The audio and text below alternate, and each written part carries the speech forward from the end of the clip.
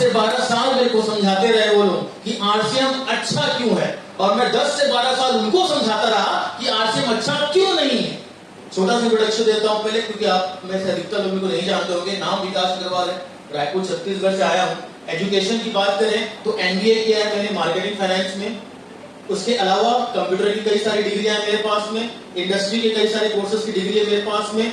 मैंने एंटरप्रेन्योर का कोर्स किया है, मेरे पास में एक सर्टिफिकेशन कोर्स है जिससे मैं फॉरेन में जाकर के ट्रेनिंग प्रोग्राम कर सकता हूं, मेरे पास में वो कोर्स का सर्टिफिकेट भी है। और काम की बात करूं तो जब मैंने आरसीएम शुरुआत किया था तब आईसीआईसीआई बैंक में सीनियर मैनेजर था। एक ऐसा पोस्ट जिसका एग्जाम लाखों लोग देते हैं और जहां पे पोस्ट मात्र गिनी चुनी 5 या 10 होती है, मैं उस जॉब में था, सैलरी लाखों में थी। और उस समय मुझे कुछ समझ में आया जब मैंने आरसीएम स्टार्ट किया। वो क्या समझ में आया वही तो आपको समझाना है, वही तो आप भी सुनना चाहते होंगे ना। यस, वही तो आप भी जानना चाहते होंगे, क्योंकि मेरे दोस्तों को समझ में नहीं आया था। मेरे दोस्तों को समझ में नहीं आया। उन्होंने मुझसे एक ही चीज बोला, तेरे से बड़ा पागल इस दुनिया में कोई नहीं है। जब मैं आरसीएम शुरू किया था और मैं मन ही मन बोलता था कि ये तो वक्त बताएगा कि पागल तुम थे या मैं था। और आज, और इससे पहले कि सिस्टम में आऊं, आज खुशी किस बात की होती है वो भी मैं आपसे शेयर कर लेता हूं। अब आपको शेयर नहीं करूंगा, किससे शेयर करूंगा। उस समय जब मैं जॉब छोड़ रहा था तब मेरे दोस्त मेरे को बोलते थे कि तेरे से बड़ा पागल इस दुनिया में कोई नहीं है।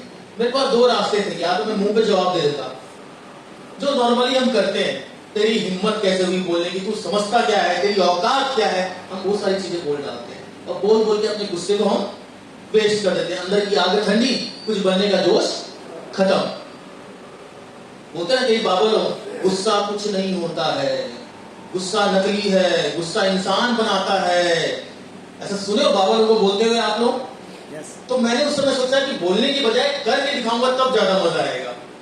तो उस समय मुझे पागल बोलते रहे और मैं एक चीज बोलता रहा कि वक्त बताएगा कि कौन पागल, वक्त बताएगा कौन पागल।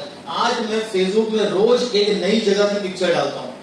कभी कश्मीर की डालता हूँ, आज यहाँ आया हूँ यहाँ की डालूंगा, 4 दिन के बाद मैं दिल्ली की डालूंगा, उसके बाद में फिर कहीं और की डालूंगा, फिर गुजरात की डालूंगा। ऐसा मैं रोज पोस्ट करते रहता हूँ, क्योंकि हम घूमते ही रहते हैं, हम काम थोड़ी करते हैं, हम घूमते ही रहते हैं। आते हैं, आप सबसे बात करने का मौका मिलता है, इतना अच्छा लगता है, और इस काम को कंपनी पैसा देती है, इससे अच्छा और क्या होने वाला है। तो हम घूमते रहते हैं। तो मैं फेसबुक पर पिक्चर्स डालता हूँ, फोटोज डालता हूँ, वीडियोस डालता हूँ, और मेरे वही दोस्त जिनको पागल बोलते थे मेरे को फोन करके बोलते हैं कि भाई ऐसा क्या कर रहा है, भाई ऐसा क्या कर रहा है। जब देखो कार में घूमते रहता है, कभी फ्लाइट में घूमते रहता है, कभी इतना ये करते रहता है, कभी वो खरीदते रहता है, कभी यहाँ कभी वहां, कभी यहाँ इधर कभी उधर, कभी घर में दिखता ही नहीं है। ऐसा कर क्या रहा है भाई, पैसा आ कहां से रहा है, कहीं 2 नंबर धंधा तो नहीं कर रहा है। अब मैं बोलता हूँ कि भाई ये वही वक्त है, ये वही है जब मैंने शुरू किया था तो तुमने मुझे कहा था कि पागल है, और मैं मन में बोलता था कि ये तो वक्त बताएगा कि पागलपन। तो कौन था पागल, वो कि मैं। आज मैं उस जॉब में होता तो शायद मेरी सैलरी जो थी वो लगभग 8-10 लाख रुपए होती, मैं मानता हूँ। आरसीएम से जो मैं आज कमाता हूँ लगभग महीने का 2.5-3 लाख रुपए कमाता हूँ। खुश हूँ, अपनी जिंदगी में खुश हूँ, संतुष्ट हूँ कि जो करता हूं अपनी मर्जी से करता हूं। कोई मेरे को बताने वाला नहीं है कि तेरे को कब उठना है, कब सोना है, कब बाथरूम जाना है, कब अपने परिवार के साथ दिवाली मनानी है, कब अपनी छुट्टी पे जाना है, कब तेरे घर में किसी को बीमार पड़ना है, मेरे को कोई बताने वाला नहीं। मेरे लिए 2.5-3 लाख रुपए ना 250-300 करोड़ से भी ज्यादा वैल्यूएबल है। 250-300 करोड़ दोगे तो भी मैं ये जिंदगी छोड़ के वो नौकरी वाली जिंदगी में कभी नहीं जाऊंगा। और इस सिस्टम में जो मुझे लाने वाले हैं, सबसे पहले उनका आदर से नाम लेना चाहूंगा। मेरे 2 बड़े भाई, भगवान, गुरुदेव, मेंटर, टीचर, जो आप बोल सकते हो, वो सारे शब्द उनके लिए मेरी तरफ से कम पड़ते हैं। श्री सचिन अग्रवाल सर और श्री श्याम अग्रवाल। आप लोग क्या लगता है, मेरे घर में आरसीएम 2001 में आ गया था। जब आरसीएम पैदा हुआ था 2000 में, और 2001 में मेरे परिवार में आ गया था। मेरे दोनों बड़े भाई इसको कर रहे थे, मेरे परिवार में आरसीएम था, और मेरे दोनों बड़े भाई कमा भी रहे थे। आपको क्या लगता है कितनी बार उन्होंने मुझे बोला होगा तो मैं आरसीएम ज्वाइन किया होगा? 2 बार, 4 बार, 5 बार, 10 बार मैं ज्वाइन किया होगा। किया हूँ ना, दोनों बड़े भाई कामयाब। 12 साल बाद ज्वाइन किया मैंने आरसीएम। मेरे घर में आरसीएम जब 10 से 12 साल हो गए थे, उसके बाद मैंने आरसीएम ज्वाइन किया। 10 से 12 साल मेरे पीछे पड़े रहे ये समझाने के लिए कि आरसीएम क्या दे सकता है जिंदगी में, और मैं उनको समझाता था कि आरसीएम क्या नहीं दे सकता है जिंदगी में। 10 से 12 साल मेरे को समझाते रहे वो लोग कि आरसीएम अच्छा क्यों है, और मैं 10 से 12 साल उनको समझाता रहा कि आरसीएम अच्छा क्यों नहीं है। लेकिन फिर भी किसी माँ की तरह, किसी गार्जियन की तरह, किसी बड़े भाई की तरह एकदम शांत दिमाग से वो मेरे पीछे पड़े रहे। 10-12 साल तक पड़े रहे, समझाते रहे। एक ऐसा वक्त आया जब जिंदगी की मार मुझे पड़ी, तब मेरे को समझ में आया कि आरसीएम अच्छा क्यों है। और आज देखिए, आज मैं उनकी टीम का स्टार एमरॉल्ड हूं।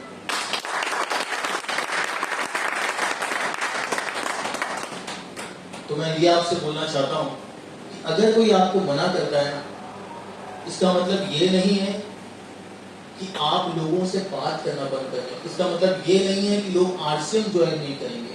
इसका मतलब ये है कि शायद उसको अभी समझ में नहीं आ रहा है, तो आप उससे गुस्सा मत होइए, रिश्ते मत तोड़ दीजिए, बात करते रहिए, रिश्ता बना के रहिए। क्या पता किस दिन उसको जरूरत पड़ जाए, क्या पता किस दिन उसको समझ में आ जाए, और जिस दिन उसको समझ में आएगा कि आरसीएम एक अच्छा बिजनेस है, आरसीएम करना फायदेमंद है, वो किससे कांटेक्ट करेगा? उससे जो उससे गुस्सा हो रखा है उससे नहीं, या फिर उससे जो उससे अभी भी बात करता है, तो वो आप हो सकते हो। और क्या पता वही आदमी जो आपको इतना घुमाने के बाद बिजनेस ज्वाइन करता है, वो आपके टीम का रूबी निकल जाए, स्टार रूबी निकल जाए, डायमंड निकल जाए। ये सबसे पहला नियम है कि आप गुस्सा मत होइए। कुछ साल के लिए मैं आपसे जो बातें आज करने वाला हूं, आपको वो बातें कम से कम 3 साल तक फॉलो करनी है। कम से कम 3 साल तक आपको उन बातों को मानना है। सबसे पहला, आज से भूल जाइए कि संसार में आपके लिए ईगो नाम का कोई शब्द बना है। ईगो हमको अधिकतर काम करने से कौन रोकता है? ईगो। किसी की बात सुनने से कौन रोकता है? ईगो। अरे ये तो मुझसे छोटा दिख रहा है, ये क्या समझाएगा? अरे ये तो मुझसे मोटा दिख रहा है, ये क्या समझाएगा? अरे ये तो खुद ही इतनी अच्छी दिख रही है, मेरे को क्या बताएगी सुंदर कैसे दिखते हैं? अरे ये तो खुद ऐसा दिख रहा है, अरे इसको तो हिंदी नहीं आती है, इसको तो इंग्लिश नहीं आती है, ये क्या बताएगा? अरे मैं तो खुद इतना बड़ा बिजनेसमैन हूं, ये मेरे को क्या सिखाएगा? ईगो सबसे बड़ा दुश्मन आदमी का, ईगो। आज से अगले 3 साल तक कम से कम भूल जाओ कि ईगो नाम का कोई शब्द आपकी डिक्शनरी में था भी। भूल जाओ। क्योंकि बिजनेस क्या है ये समझाने से पहले मेरे को ये कुछ चीजें क्लियर करनी बहुत जरूरी है। क्योंकि आप बिजनेस इसलिए नहीं कर पा रहे हो क्योंकि आपको करना नहीं आता है, आप इसलिए नहीं कर पा रहे क्योंकि कुछ चीजें आपको करने नहीं दे रही है, जिसमें से पहला है ईगो, दूसरा शर्म। इसके लिए मैं हमेशा बोलता हूं कि दुनिया में जिसने भी कुछ बड़ा किया है वो बेशरम ही है, बेशरम ही रहा है। बेशरम लोगों ने ही दुनिया में कुछ बड़ा किया है, क्योंकि शर्म वाले लोगों की तो मैंने आज तक सिर्फ शादी होते देखी। अगर झूठ है तो बोलते हैं। सबसे ज्यादा आदमी शर्माता कब है? दूल्हा दुल्हन शर्माते हैं ना सबसे ज्यादा। जब सामने बैठे होते हैं, रिश्ते की बात चल रही होती है, तब सबसे ज्यादा शर्माता है आदमी, है ना? तो हम दुनिया में शादी करने आए हैं क्या? क्या करने आए? शादी करने आए हैं कि कुछ करने आए, बड़ा करने आए हैं? तो हम दुनिया में क्या करने आए हैं? शादी करने, कुछ बड़ा करने आए ना। तो इस बात को, सेकंड बात को नोट कर लो कि आज से शर्म को भूल जाओ, और जिस दिन शादी करना होगा उस दिन याद कर लेना, और जिनकी हो गई है वो हमेशा के लिए भूल जाओ, है ना? दोबारा जिनकी हो गई है वो बिल्कुल भूल जाओ, और शर्म छोड़ दो। देखो एक चीज हमेशा याद रखना आप लोग, जब तक आप बेशर्म नहीं बनोगे तब तक कुछ नहीं होने वाला। नेटवर्क मार्केटिंग या कोई भी बिजनेस बेशर्मी का बिजनेस है। अगर आप बेशर्म नहीं बन सकते ना, तो आप बिजनेस नहीं कर सकते, क्योंकि आपको लोगों को अप्रोच करना पड़ेगा। आप कोई भी बिजनेस कर लो, आप लोगों को अप्रोच किए बिना बिजनेस कर सकते हो क्या? लेकिन फर्क क्या है ना, नेटवर्क मार्केटिंग फ्री में मिलता है, आरसीएम फ्री में मिलता है, लेकिन जब हम कोई दुकान खोलते हैं तो हम 50 लाख, 1 करोड़, 2 करोड़ लगाते हैं, हम इन्विटेशन कार्ड छपवाते हैं, मेरी दुकान में आइए, काजू खिलाते हैं, किशमिश खिलाते हैं, बादाम खिलाते हैं। क्यों? क्योंकि मैंने नया बिजनेस स्टार्ट किया है। और आरसीएम कंपनी कितने करोड़ों की कंपनी है? आरसीएम कितने करोड़ की है? आरसीएम हजारों करोड़ की कंपनी है और हमको फ्री में मिली है और हम लोगों को बताने से शर्माते हैं। बादाम किशमिश तो छोड़ो, बिजनेस स्टार्ट करने के बाद में फल्ली भी नहीं खिलाते हैं किसी को। खिलाए थे किसी को फल्ली? आप लोग, मैं बिजनेस आरसीएम स्टार्ट किया, हमने फल्ली खा नहीं ना, तो हम शर्माते हैं। शर्माना नहीं है। अरे 1000 करोड़ों की कंपनी ज्वाइन की हो आप लोगों को गर्व से बताओ कि मैं आरसीएम करता हूं। छोड़ दो शर्म। तो पहला क्या छोड़ना है अपने को? ईगो। दूसरा शर्म। अब अपनाना क्या है? अपनाना है आज से लोगों से बात करना सीखो। लोगों से बात करना सीखो। सबसे पहला, कितने लोग फेसबुक पे हैं? सभी हैं फेसबुक पे, है ना? कितने दोस्त होंगे लगभग आपके फेसबुक में? किसी के 1000, किसी के 2000, किसी के 4000, किसी के 5000। कितने लोगों को पर्सनली जानते हो? जिसके 5000 है ना, वो मुश्किल से 500 लोगों को जानता है। वो बहुत ज्यादा बोल रहा हूं मैं। बाकी कौन होते हैं? इसका दोस्त, उसका दोस्त, उसका दोस्त, उसके उसका दोस्त, उसके उसके उसका दोस्त, उसका उसका दोस्त, तो ऐसा ऐसा करके पूरा नेटवर्क बन जाता है। ये तो मैं क्या बोलता हूं पता है? ये ना वो बराती जिनका समझ में नहीं आता कि लड़के वाले के साइड से कि लड़की वाले के साइड से। हमारे फेसबुक में फ्रेंड लिस्ट पे रहते हैं, समझ में नहीं आता लड़के के साइड से है कि लड़की के साइड से है। कभी कभी किसी पोस्ट में आके अपना एक कमेंट मार देते हैं, कभी किसी पोस्ट में आके डांस कर देते हैं, कभी किसी पोस्ट में आके कुछ कर देते हैं और हम बोलते हैं हमारी फ्रेंड लिस्ट है 5000 लोगों की। तो जब वहां पे आप बिना जाने फ्रेंड लिस्ट बना सकते हो, तो आरसीएम में बिना जाने नेटवर्क नहीं बना सकते। यस। कैसे बनेगा?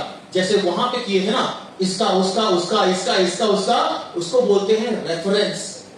रेफरेंस बोलते हैं उसको। रेफरेंस लो। दुनिया में बहुत सारे लोग हैं जिनको जरूरत है बिजनेस की। रेफरेंस की पावर को समझो। मैं एक मिशन पे काम करता हूं, diabetes free and healthy society में। 12 साल पहले मैंने काम शुरू किया था। मैं डॉक्टर नहीं हूं और उस समय तो बच्चा ही था जब मैंने काम शुरू किया था। तो लोग बोलते थे तू बच्चा, तू हमको क्या सिखाएगा? दुनिया के बड़े बड़े डॉक्टर डायबिटीज को ठीक नहीं कर पाए और तू आगे बोलता है कि डायबिटीज ठीक कर देगा। मैं बोलता था सर आपको जरूरत नहीं है, आपका कोई पहचान वाले का नाम बता दो, शायद उसको मेरी बात समझ में आ जाए। मैं उससे नंबर लेता था, फिर उसको समझ में नहीं आता था और नंबर लेता था। करते करते करते करते आज 12 साल हो गए मेरे को मिशन चलाते हुए। इंडिया का कोई ऐसा राज्य नहीं होगा जहां मेरे पेशेंट नहीं है डायबिटीज के। हर एक राज्य में मेरे पेशेंट डायबिटीज के, जहां मैं दवाइयां देता हूं, जो मेरे से कंसल्ट करते हैं, जो मेरे को कॉल करते हैं, जो मेरे सजेशन लेते हैं। लेकिन मैं डॉक्टर आज भी नहीं हूं। क्या रेफरेंस में आप कब किसकी दुखती रत तक पहुंच जाओ आपको पता नहीं है। रेफरेंस की ताकत को समझो। तो सोशलाइज होना सीखो, लोगों से बात करना सीखो। अगर बात नहीं करोगे तो कभी भी काम नहीं कर पाओगे। अब सवाल ये आता है कि आरसीएम क्यों किया जाए, और मैं सबसे पहले शुरू करता हूं कि मैंने क्यों किया आरसीएम, तब आपको शायद अपना रीजन ढूंढने में मदद होगी। मेरे पास में एक अच्छी खासी जॉब थी, पढ़ाई भी अच्छी खासी थी मेरी और जॉब भी अच्छी खासी थी मेरी। लेकिन कुछ समय के बाद में मेरे को एक चीज समझ में आ गया था, अगर यूं ही चलता रहा तो जिंदगी कभी भी खुशहाल नहीं होगी। मैं कभी भी अपने आप को सफल नहीं बोल पाऊंगा। क्यों? क्योंकि उसका एक बहुत बड़ा कारण था। मैं जब आईसीआईसीआई बैंक में था तब मेरा एक टाइम टेबल था और वो टाइम टेबल मैं आपको बताना चाहता हूँ। आप सुनना चाहते हो मेरा टाइम टेबल क्या था आईसीआईसीआई बैंक में? yes. तो सुनो, बड़ा मजा आने वाला है। टाइम टेबल इतनी सारी नई चीजें मैं करता था उस टाइम टेबल में रोज कि आप सुन करके चौंक जाओगे। तो आपको टाइम टेबल बताऊं, सुनने को तैयार हो सब लोग? सबके यस आएगा तब सुनाऊंगा। तो सुनो, मैं रोज कितनी नई नई चीजें करता था। सुबह 6 बजे उठना, 7:30 बजे तक तैयार होना, 8 बजे तक नाश्ता बनाना, 9 बजे ऑफिस पहुंचना, रात को 8 बजे ऑफिस से निकलना, 9:30 बजे घर पहुंचना, रात को 11 बजे तक खाना बनाना, 12 बजे तक खाना, हिसाब किताब करना, 1 बजे सोना। सुबह 6 बजे उठना, 7:30 बजे तक तैयार होना, 8 बजे तक नाश्ता बनाना, 9 बजे ऑफिस पहुंचना, रात को 8 बजे वहां से निकलना, 9:30 बजे अपने घर में पहुंचना, खाना बनाना, खाना रात को 11 बजे तक, 12 बजे तक, उसके बाद हिसाब किताब करना, सोना 1 बजे तक। उसके बाद सुबह 6 बजे उठना, 7:30 बजे तक तैयार होना, 9 बजे तक ऑफिस पहुंचना, उसके बाद फिर रात को 8 बजे ऑफिस से निकलना, 9:30 बजे अपने घर पहुंचना, 11-12 बजे तक खाना बनाना, खाना हिसाब किताब करना और सो जाना। अगले दिन सुबह 6 बजे उठना, फिर 7:30 बजे तक तैयार होना, 8 बजे तक नाश्ता बनाना, 9 बजे ऑफिस पहुंचना, उसके बाद रात को 8 बजे ऑफिस से निकलना, रात को 9:30 बजे ऑफिस से पहुंचना ऑफिस घर में, और 9:30 बजे खाना बनाना, खाना स्टार्ट करना, 11-12 बजे तक खाना बनाना खाने में, उसके बाद हिसाब किताब करना, फिर खाना सोना 1 बजे तक। अगले दिन सुबह 6 बजे उठना, उसके बाद 7:30 बजे तैयार होना, 8 बजे तक नाश्ता बनाना, 9 बजे तक ऑफिस पहुंचना। रोज नई नई चीजें करता था मैं। वही चीज कितनी नई, मतलब जिंदगी कितनी नई थी मेरी, एकदम कुछ भी रिपीट कहाँ हो रहा था, रोज तो नया हो रहा था ना, कुछ भी कुछ नया हो रहा था, कुछ भी नहीं। और इसका मेरे को पैसा मिलता था तगड़ा, अच्छा पैसा मिलता था इसका मेरे को। 2 साल तक बैंक में था, 2 साल अपने घर से दूर था, 300 किलोमीटर दूर था। 2 साल में मात्र 2 बार अपने घर गया, आधे दिन के लिए। क्यों? क्योंकि मेरे बॉस को पसंद नहीं था मेरे घर वालों से मेरा मिलना, छुट्टी देता ही नहीं था। क्या करता, अब उसकी गुलामी कर रहा हूँ, गले में मैंने उसका पट्टा पहना है, तो भाई मानना तो पड़ेगा मेरे को बात। उसी का मेरे को पैसा दिया था ना वो, उसकी सुनने का। ये थी जिंदगी। तब मेरे को ना उस दिन कुछ महीने काम करने के बाद मेरे को एक वर्ड का मतलब समझ में आया, जो मैं आपसे पूछना चाहता हूं कि आपको उस वर्ड का मतलब क्या है। सफलता जो शब्द है ना, उसका मतलब मेरे को उस दिन समझ में आया जब मैं थक गया ये गुलामी करते करते। सफलता उस दिन से पहले मेरे लिए सफलता का मायने था बहुत सारा पैसा होना, बहुत सारा पैसा होना। लेकिन उस दिन मेरे को समझ में आया कि सफलता का असली मायने है कि पैसा तो होना, लेकिन उसको खर्चा करने के लिए समय भी होना। कितने लोगों के लिए ये सफलता है? कितने लोगों के लिए सिर्फ पैसा सफलता है? कितने लोगों को सिर्फ पैसा ही मिल जाए तो सफल हो जाओगे? अधिकतर लोग सफल किसको बोलते हैं? माल वाला आदमी, रोकड़ा है तो सफल है। एक डॉक्टर अपने आप को कभी सफल नहीं बोल सकता। क्यों नहीं बोल सकता? उसके परिवार से पूछना कितना सफल है, परिवार से पूछना, तब बता देगा डॉक्टर के परिवार। डॉक्टर की बीवी आपको बताएगी उसका पति कितना सफल है, डॉक्टर के बच्चे आपको बताएंगे उनका बाप कितना सफल है। अपनी नजरों में वो सफल होगा, लेकिन अपने परिवार की नजर में वो एक फेलियर है। क्यों? 1 घंटे का टाइम नहीं है परिवार के लिए, 1 घंटे का टाइम नहीं है।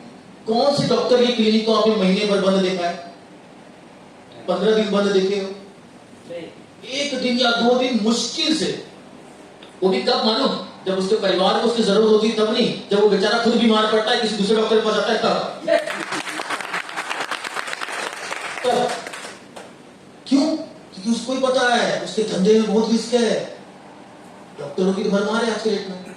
भाई अगर मेरा कोई फैमिली डॉक्टर है 10 साल से, है ना, और मैं किसी साल उस डॉक्टर की क्लिनिक बंद है और मैं बीमार पड़ गया, तो मैं अगले 6 दिन तक थोड़ी वेट करूंगा। नहीं यार, मेरे घर का डॉक्टर है, भले मैं मर जाऊं लेकिन इसी से इलाज कराऊंगा।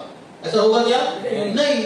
जो खुला है उसके पास जाऊंगा, और जहां मेरे को सामने वाले की दवाई सूट की, इसका धंधा बंद। तो डॉक्टर भी अपना क्लिनिक बंद नहीं करता है। करता है क्या?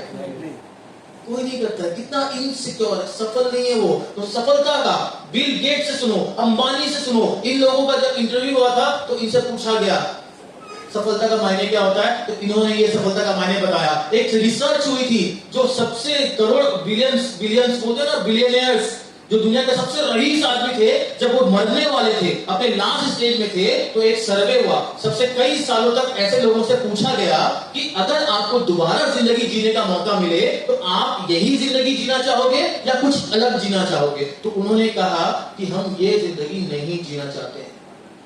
तो इस सवाल जो करना था उसने पूछा, क्यों? आपके पास तो दुनिया की सबसे ज्यादा संपत्ति है, आप तो बहुत खुश होंगे, तो फिर आप दोबारा ये जिंदगी क्यों नहीं जीना चाहते हो? तो उन्होंने कहा कि हम भले ही पैसे कम कमा ले, लेकिन अगर दोबारा जिंदगी मिली तो अपने परिवार के साथ समय बिताना चाहते हैं।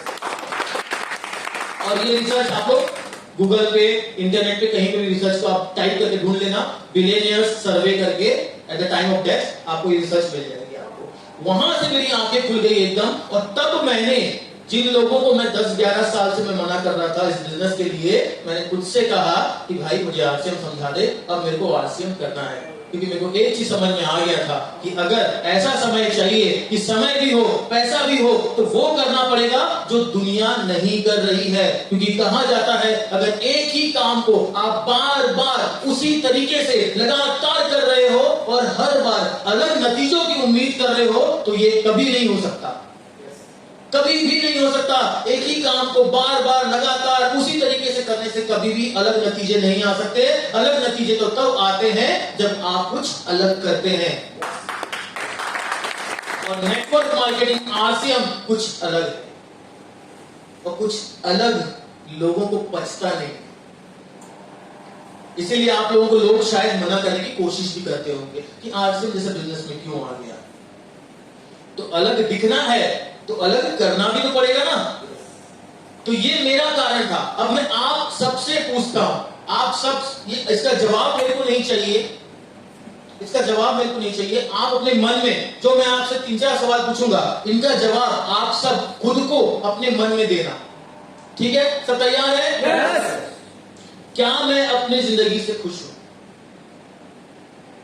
मैं आपको हर जवाब के लिए 10-10 सेकंड दूंगा। आप अपने मन में अपने आप को सोच समझ के जवाब देना। क्या मैं अपनी जिंदगी से वाकई में खुश हूं? No. नहीं, मेरे को मत दीजिए सर, आप अपने दिल में दीजिए, खुद को दीजिए, क्योंकि आज आपको अपने आप को जवाब देना है। दूसरों का जवाब आप दोगे तब तक आप सफल नहीं हो पाओगे। अपने आप को जवाब दो, क्या मैं अपनी जिंदगी से वाकई में खुश हूं?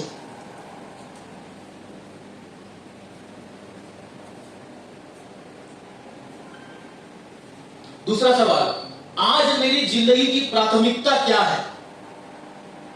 आज मेरी जिंदगी की प्राथमिकता यानी कि मेरी जिंदगी की प्रायोरिटी क्या है? सबसे ज्यादा जरूरी क्या है मेरी जिंदगी में? दूसरा सवाल। तीसरा सवाल, क्या यह प्राथमिकता वाकई में जरूरी है?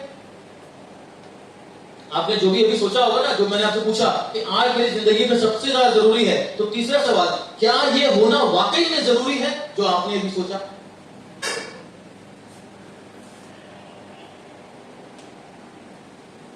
अब चौथा सवाल, अगर ये नहीं होगा तो क्या होगा? अगर आपने अभी जो सोचा, जो प्राथमिकता आपने तय की, अगर वो वाकई में जरूरी है, अगर ये नहीं होगा तो क्या होगा? सोच के देखो क्या होगा।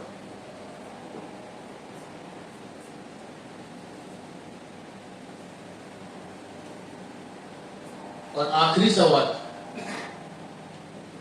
क्या मैं वाकई में इसको पूरा करने के लायक कार्य कर रहा हूं? क्या मैं वाकई में इसको पूरा करने के लायक कार्य कर रहा हूं?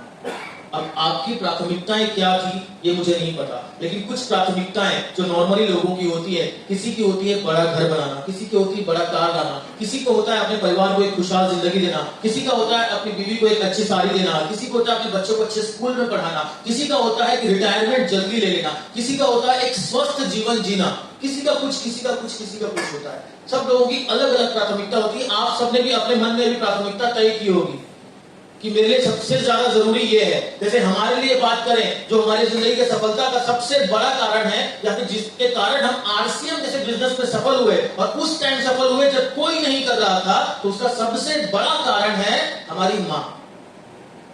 हमारी माँ, और उनको लेकर के हमारा एक सपना था। हम अपनी माँ को रोते हुए देखते थे जब हम छोटे थे, क्योंकि पैसे नहीं होते थे हमारे पास खाने के लिए, और बच्चों को खाना ना मिले तो माँ का आप जानते हो कैसा लगता है। तो वो हमको देख करके रोती थी छुप छुप करके। तो हम तीनों भाई एक कसम खा चुके थे उस समय में कि जब तक इन आंसुओं को खुशियों में, मुस्कान में नहीं बदल देंगे, तब तक भगवान भी आ जाएगा तो भी मरेंगे नहीं। ये हमारा सपना था, और वो एक सपना हमको आज यहां ला खड़ा कर दिया, यहां ला खड़ा कर। और वो एक सपना था जिसके कारण हम आरसीएम में सफल हुए। आपकी प्राथमिकता क्या वाकई में आपके प्राथमिकता है जो आपने अभी सोचा? और उसका सबसे बड़ा सवाल है, क्या आप कोई ऐसा कार्य कर रहे हैं जिससे वो पूरा होगा? अगर पिछले 15 सालों में वो नहीं हो पाया, पिछले 10 सालों में नहीं हो पाया, तो अगले 15 सालों में कैसे हो जाएगा? हो पाएगा क्या? तो फिर क्यों अलग करने से डरते हैं हम लोग दुनिया से?